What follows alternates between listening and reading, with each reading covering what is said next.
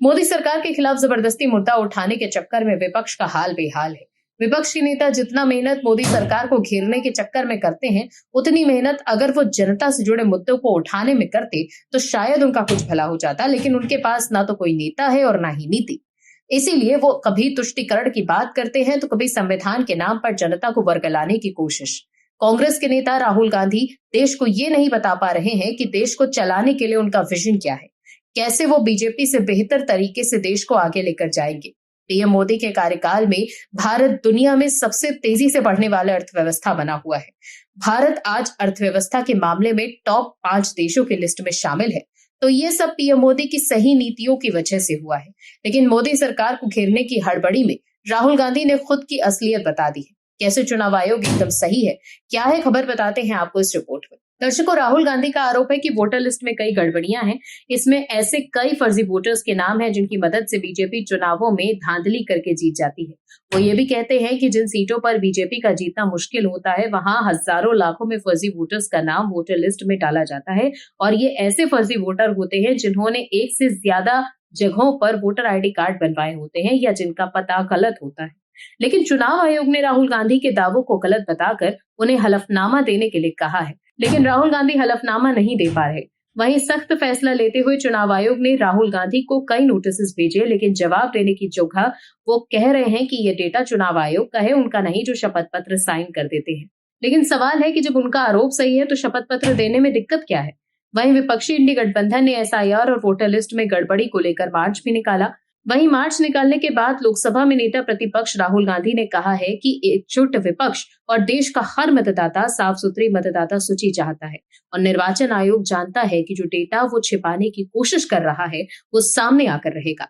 विपक्षी दलों के सांसदों ने बिहार में मतदाता सूची के विशेष गहन पुनरीक्षण यानी कि एसआईआर और कथित वोट चोरी के खिलाफ सोमवार को संसद भवन परिसर से मार्च निकाला था। हालांकि पुलिस ने उन्हें संसद मार्ग पर ही रोक दिया, लेकिन सवाल है कि जो बात राहुल गांधी कह रहे हैं वही चुनाव आयोग भी कर रहा है।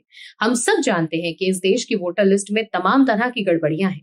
हमारे देश के वोटर लिस्ट में अवैध बांग्लादेशी घुसपैठिए और रोहिंग्या मुसलमान भी शामिल हैं, जो फर्जी तरीकों से वोटर कार्ड बनवाकर मतदान करते हैं। लेकिन विपक्ष के लोग इस पर चुप्पी साधे हुए हैं। राहुल गांधी ने एक बार भी नहीं कहा कि अवैध बांग्लादेशी घुसपैठियों और रोहिंग्या हमारी वोटर लिस्ट में हैं, उन्हें बाहर करना चाहिए। वहीं वोटर लिस्ट में कई लोग ऐसे हैं जो कहीं और शिफ्ट हो चुके हैं और कई लोग ऐसे भी हैं जो इस दुनिया में नहीं है। इस बात को ध्यान में रखकर चुनाव आयोग एसआईआर के जरिए साफ सुथरी मतदाता सूची तैयार करना चाहता है, तो फिर विपक्ष को दिक्कत किस बात की है। राहुल गांधी ने वोटर लिस्ट में तमाम गड़बड़ियों का जिक्र करते हुए इसे बीजेपी और चुनाव आयोग की मिलीभगत करार दिया। हालांकि राहुल गांधी ने अपने आरोपों के साथ जाने अनजाने बिहार में चल रहे वोटर लिस्ट के विशेष पुनरीक्षण का समर्थन भी कर दिया।